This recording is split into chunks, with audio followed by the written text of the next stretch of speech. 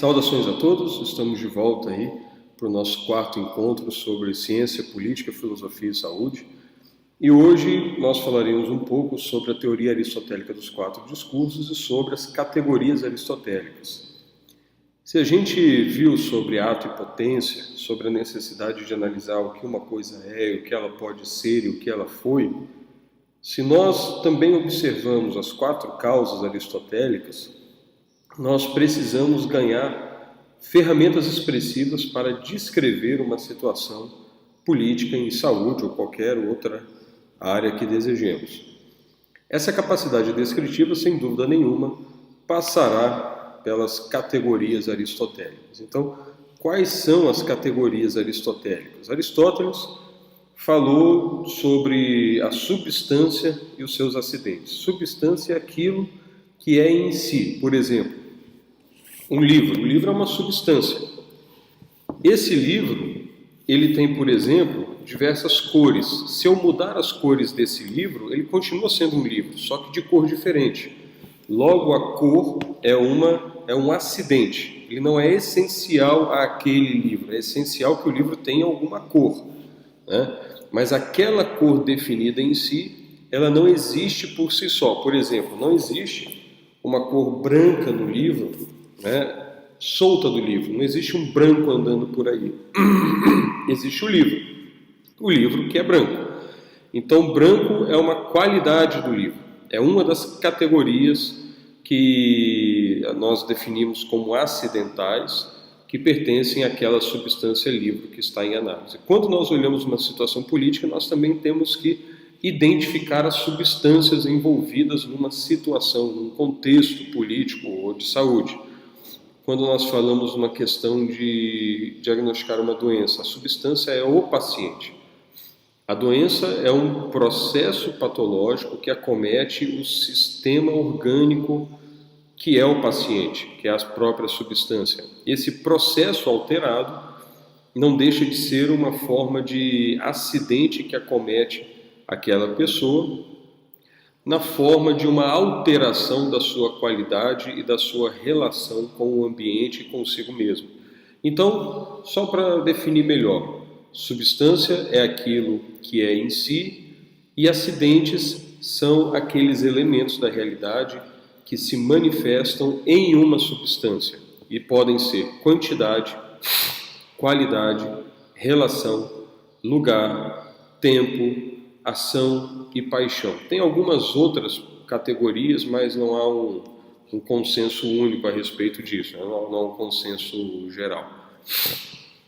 Então, quando nós olhamos algo que acontece, nós temos que definir quem é a substância, ou o que é a substância. Se a gente tem, por exemplo, o programa do Mais Médicos, a substância daquele programa a gente pode falar que é a lei, é um monte de papel com aquela lei escrita, com seus termos aditivos, né, que passou por um processo e gerou um produto legislativo, que inclusive é publicado na internet para quem quiser acessar.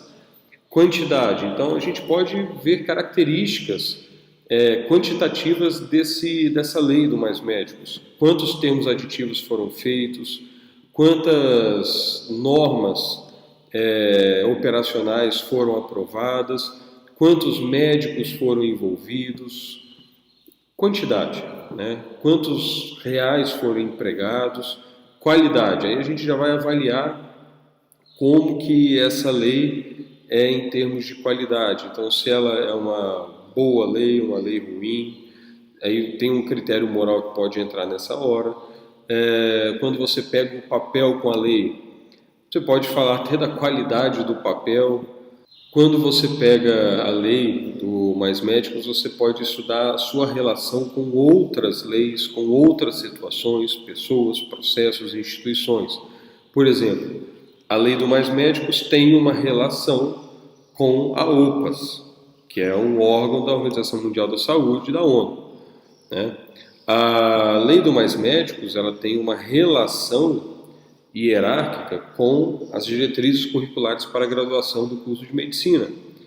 Então, as nossas diretrizes curriculares de graduação, que vão montar os currículos médicos no Brasil inteiro, elas foram derivadas, né, as últimas mudanças dessas diretrizes derivaram de uma necessidade política de implementação da lei do Mais Médicos. Então tem relação entre uma lei e outra. Nós podemos falar do lugar aonde essa lei aloca mais pessoas, onde essa lei é depositada na internet ou fisicamente. Nós podemos falar do tempo, quando essa lei começou, por quanto tempo ela dura, qual a previsão de duração dela, que, se eu não me engano, estava previsto em lei para até 2023. Nós podemos falar da ação, como que essa lei age sobre a sociedade, e paixão, o que essa lei sofre de modificação ao longo da sua existência, né, que por meio de termos aditivos ou outras coisas quaisquer. Então isso é substância e acidentes. É quando nós avaliamos, por exemplo, a troca de um conselheiro do CRM, tivemos eleições recentes. Qual é a substância de uma nova gestão do CRM? As pessoas. Quantas são? Quantidade. Quem são? Quais suas especialidades? Qualidade. Você não vê a oftalmologia andando por aí, mas você vê um médico que é oftalmologista, a qualidade dele. A relação. Qual a relação dessas pessoas com planos de saúde, com órgãos públicos de administração, com cooperativas? Eles têm qual a relação entre eles? Tem relação de parentesco? Não tem? Tempo, quem já era do conselho, há quanto tempo era, quem é novo no conselho, né, por quanto tempo eles ficarão. Ação, o que eles fizeram. Paixão, o que foi modificado na vida deles, o que eles sofreram para assumir o CRM ou entrar no processo eleitoral do Conselho Regional. É claro que tudo isso está conectado, né? Você não vê os acidentes soltos, você vê todos eles conectados, interagindo na substância.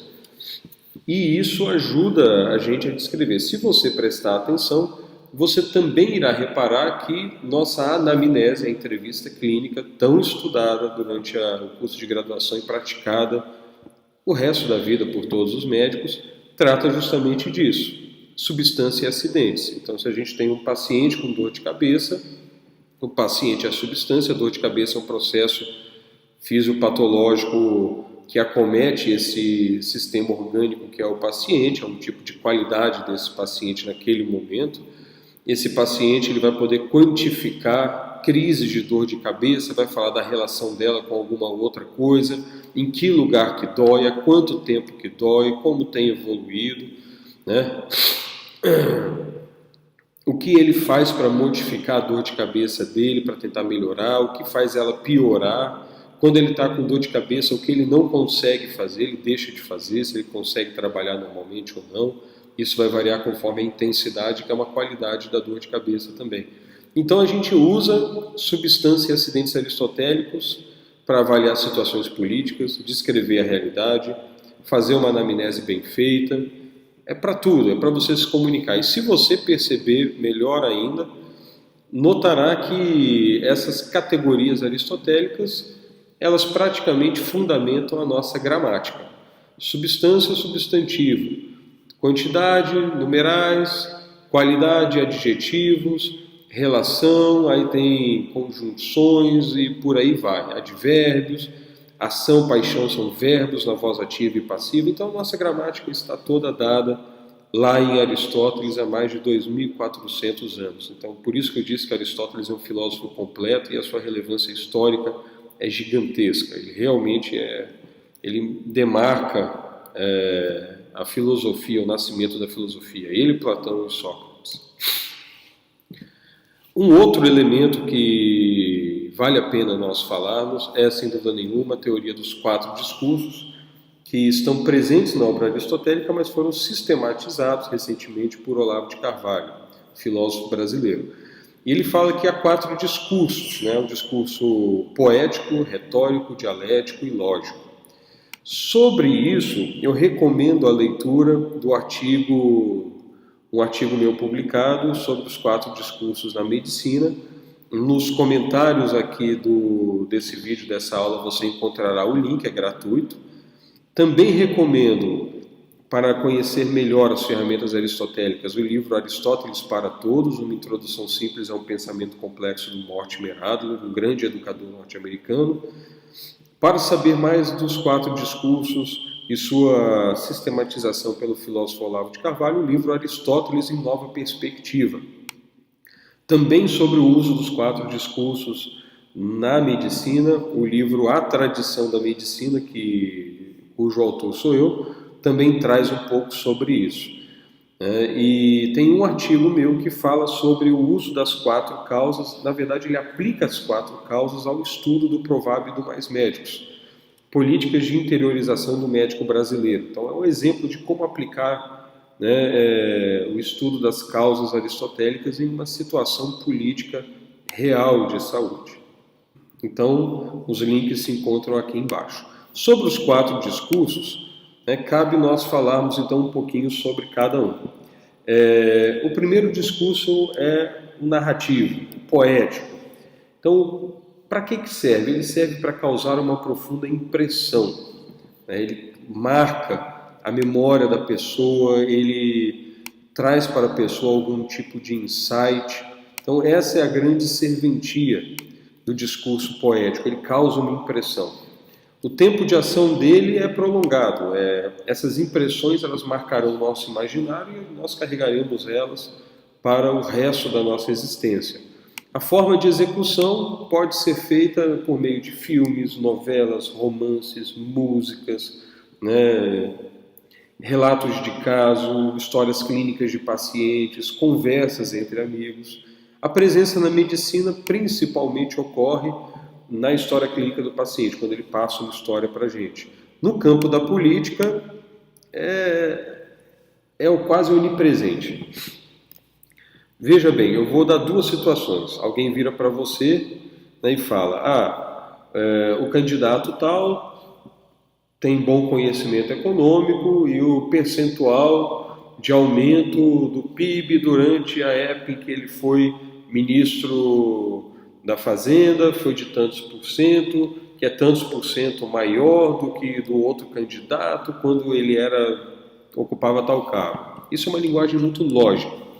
Agora imagine uma outra linguagem.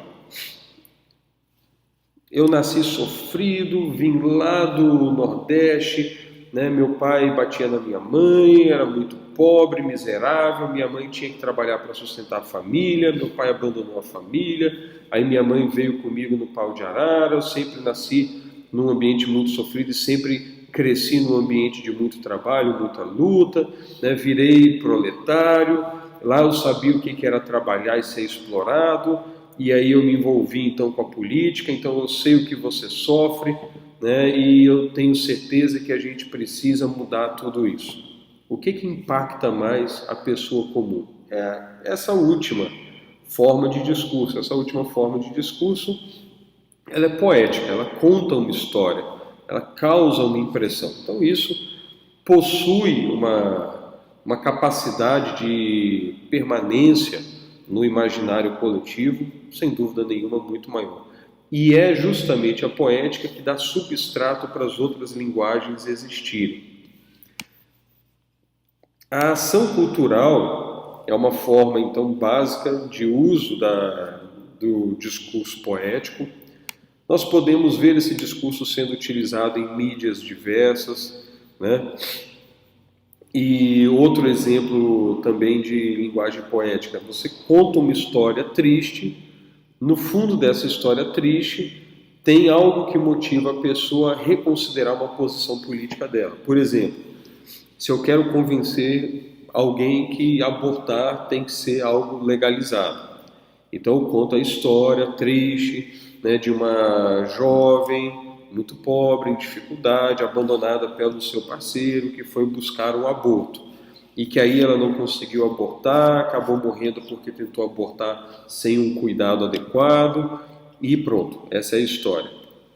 Isso é muito mais comovente e envolvente do que você chegar, por exemplo, e falar que a mortalidade real de pessoas que tentam fazer o aborto de forma ilegal, fora das condições adequadas, vamos dizer assim, é praticamente irrisório em termos nacionais. É claro que cada morte é uma tragédia, mas quando falamos de grandes dados epidemiológicos, 12, 20, 30 mortes por causa de tentativas de aborto ilegal não constituem realmente um grande problema de saúde pública. Como eu até disse num outro artigo, em outra oportunidade, se o número de mortes for relevante para nós decidirmos o que é saúde pública e o que não é, afogamento em piscina dentro de casa é mais perigoso e mais relevante do que o problema do aborto. Então, alguma coisa aí falha. Mas quando a pessoa não consegue provar por números, que é o caso da linguagem lógica, a linguagem lógica trabalha com números e proporções, né? Ela vai procurar, então, uma narrativa poética. E a narrativa poética impressiona muito mais e motiva muito mais a pessoa a tomar certas decisões e acreditar em certos fatos ou crenças. Com base nessas crenças, a pessoa formulará, então, proposições que buscarão convencer alguém a acreditar em algo ou convencer alguém a fazer algo. É a linguagem retórica. Então, a linguagem retórica utiliza a linguagem poética, que forma a base do imaginário, para lançar propostas, lançar proposições capazes de convencer ou ensinar algo a alguém, ou estabelecer alguma crença.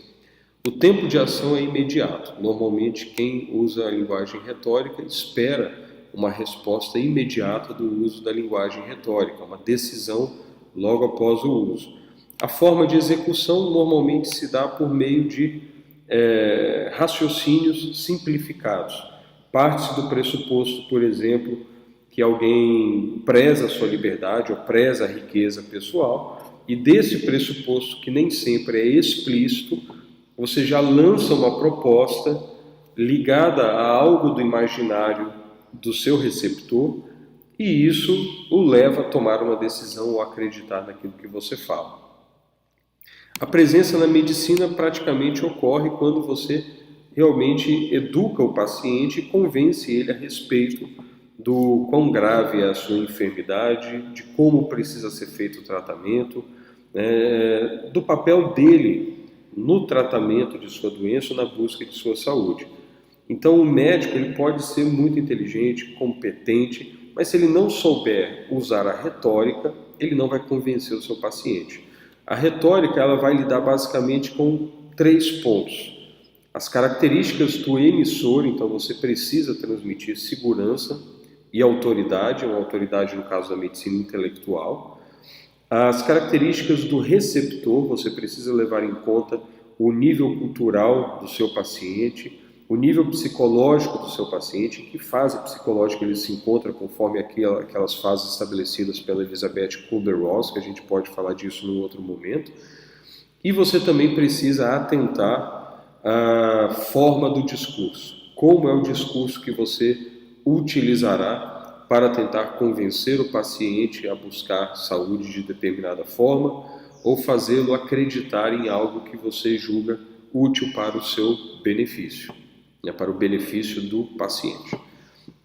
No campo da política é muito simples. A pessoa precisa votar. Então, para votar, ela tem que ser convencida a votar. Para ser convencida a votar, os políticos e seus assessores terão que utilizar a retórica, terão que tentar convencer com argumentos aquele que o escuta e que está prestes a votar. Então, a retórica ela é a culminação política da poética, vamos dizer assim. Ela leva a pessoa a tomar uma decisão finalmente.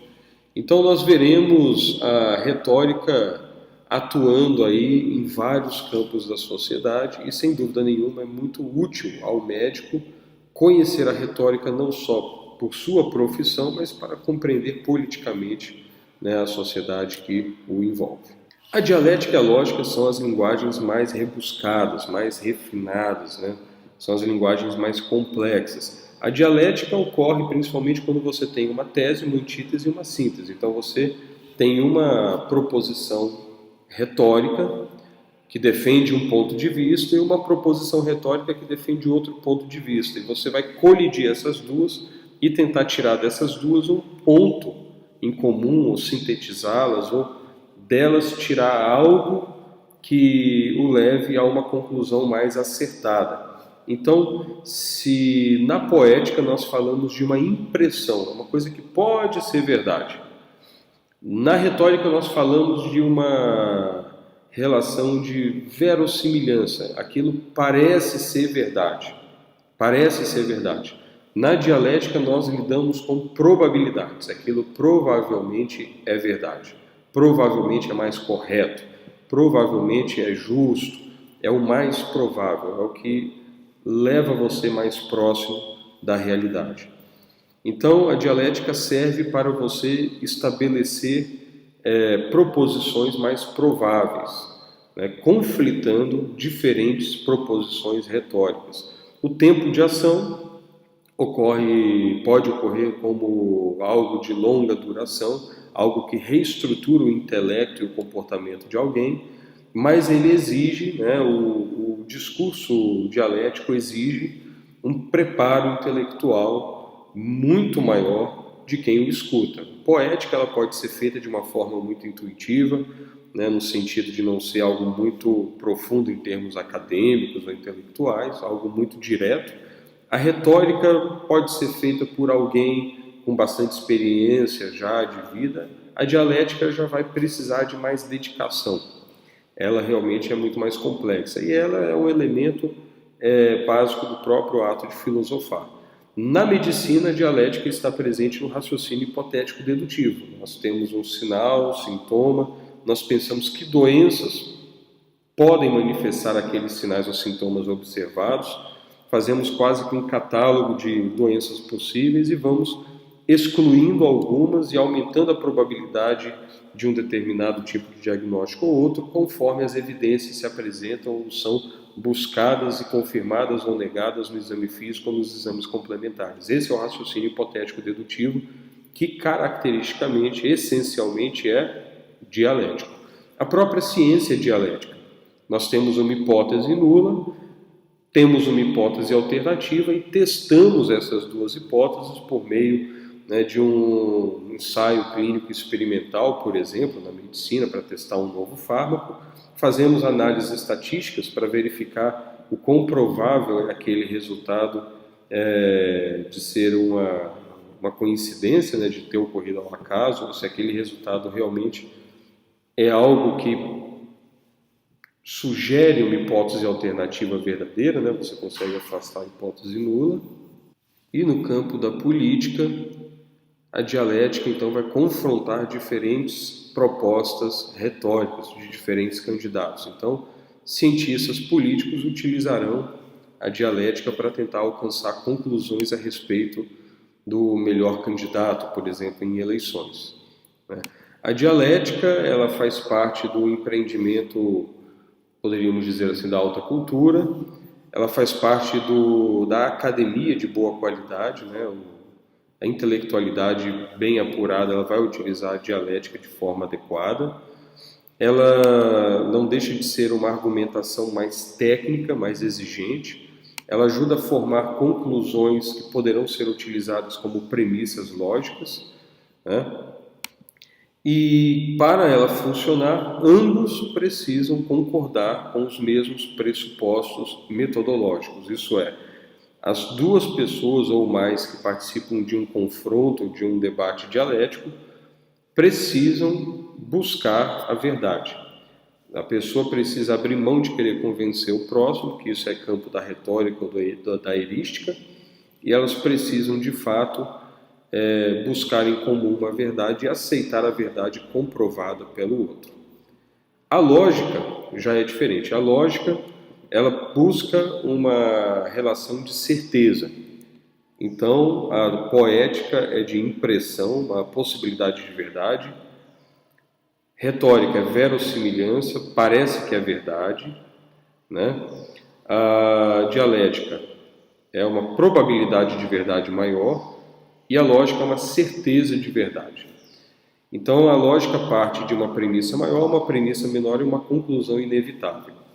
Então, a lógica, ela utilizará premissas autoevidentes ou premissas alcançadas pela dialética, preferencialmente, e dessas premissas ela tirará conclusões.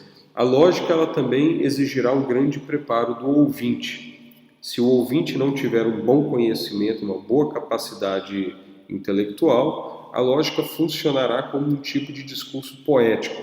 Causará uma impressão, porém não fará uma estruturação intelectual. Já alguém preparado para escutar a lógica consegue absorver o discurso lógico e estruturar o seu raciocínio e a sua mente, amplificando possibilidades de nexos e abstrações. Seria uma utilização adequada da lógica. É claro que a lógica ela faz abstrações, ela observa verdades parciais da realidade, mas observa nexos necessários dentro dessas abstrações. Então ela tem que ser utilizada com um pouquinho de cuidado, e se ela for utilizada então sem um substrato poético, retórico e dialético adequado, ela pode acabar virando um tipo de linguagem poética mal estruturada. Bem, a linguagem lógica, normalmente ela é utilizada quando vamos explicar alguma coisa numa aula, no congresso, nós partimos de certas conclusões, nós utilizamos certos dados estatísticos obtidos em trabalhos ou observações clínicas empíricas, e dessas observações e dados buscamos conclusões cientificamente válidas. Então, já não é o experimento científico ou raciocínio hipotético dedutivo, mas é partindo daquelas conclusões anteriores, seremos obrigados a aceitar, por força da lógica, determinadas conclusões adicionais, que já se encontravam implícitas naquilo que a gente sabia antes. Então, esse é o uso da linguagem lógica, também muito utilizada para exposições pedagógicas. Com o paciente, normalmente a gente utiliza em situações mais informativas com pacientes de nível cultural talvez mais elevados, mais exigentes, né? No campo da política, a lógica também funciona para estruturar projetos de governo, eles vão funcionar de acordo com uma certa lógica, né, de acordo com um certo processo legislativo que precisa ser cumprido, certas formalidades. Então, cumprindo-se tais formalidades, por meio de tal processo, consegue-se alcançar um determinado resultado. Então, há uma lógica interna, né, no ambiente político para a realização de certas propostas. Então, para um ato político acontecer, ele precisa suprir o imaginário coletivo por meio da poética, ele precisa motivar a ação nas pessoas por meio da retórica, ele precisa superar propostas que competem consigo por meio da dialética, provar-se melhor, e ele precisa então cumprir certas formalidades e processos que logicamente levarão ele a ter a sua conclusão e sua efetivação. Então, para que ele ocorra, tudo isso vai ter que confluir de certa forma.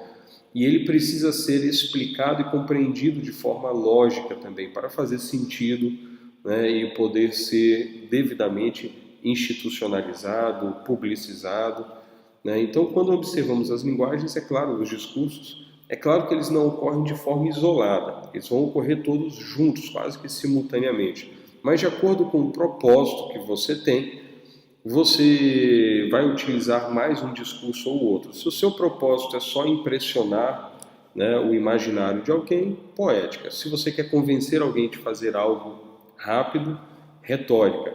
Se você deseja buscar a verdade, dialética. Se você deseja buscar um nexo de certeza, né, lógica, uma estruturação do pensamento, de um raciocínio.